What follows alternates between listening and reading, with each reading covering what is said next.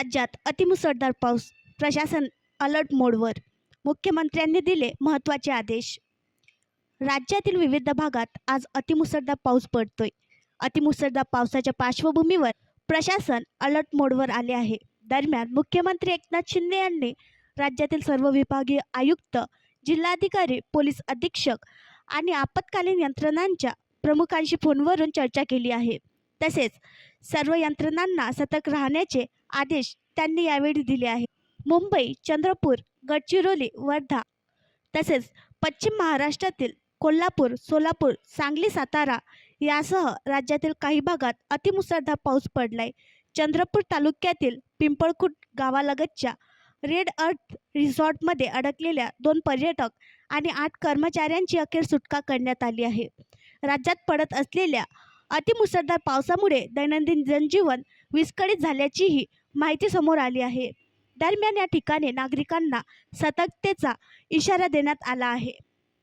सह्याद्री पर्वतरांगांच्या पूर्व आणि पश्चिम उतारावर अतिमुसळधार पाऊस पडत असल्याने या ठिकाणी नद्यांना पूर येण्याची शक्यता आहे.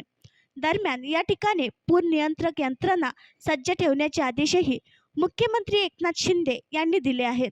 तसेच रविवार असल्यामुळे वर्षा पर्यटनासाठी मोठ्या संख्येने पर्यटक बाहेर पडले आहेत. त्यांना धोकादायक परिस्थितीची वेळीच जाणीव करून देण्याचे आदेशही एकनाथ शिंदे यांनी बैठकीत दिले. मुंबईत जोरदार पावसाने हजेरी लावली आहे. काल शनिवारपासून मुंबईत सतत पावसाची संततधार सुरू असल्याने मुंबईत अनेक सखल भागात पाणी साचलं आहे. मुंबईत पडणाऱ्या पावसामुळे लोकलवर परिणाम झाला असून सेंट्रल रेल्वेवर लोकल ट्रेन 10 ते 15 मिनिटे उशिराने सुरू आहेत. अंधेरी सबवे बंद करण्यात आला असून वाहतुकीचे मार्ग वळवल्याने याचा वाहतुकीवर परिणाम झाला आहे. दरम्यान सततच्या मुसळधार पावसाच्या पार्श्वभूमीवर मुंबई पोलिसांनी नागरिकांना किनारी भागात जाण्याचे टाळण्याचे आवाहन केले आहे. जळगाव जिल्ह्यात गेल्या 2-3 दिवसांपासून पावसाला विश्रांती मिळाली असून प्रलंबित असलेल्या शेती कामांना वेग आलाय. असे असतानाही शेतकरी अजूनही चांगल्या पावसाच्या प्रतीक्षेत आहेत.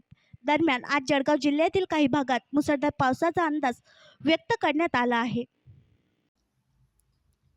आणखी नवीन व्हिडिओ पाहण्यासाठी आमच्या देशमुख एक्सप्रेस न्यूज चॅनलला सबस्क्राईब करा, लाईक करा आणि शेअर करा.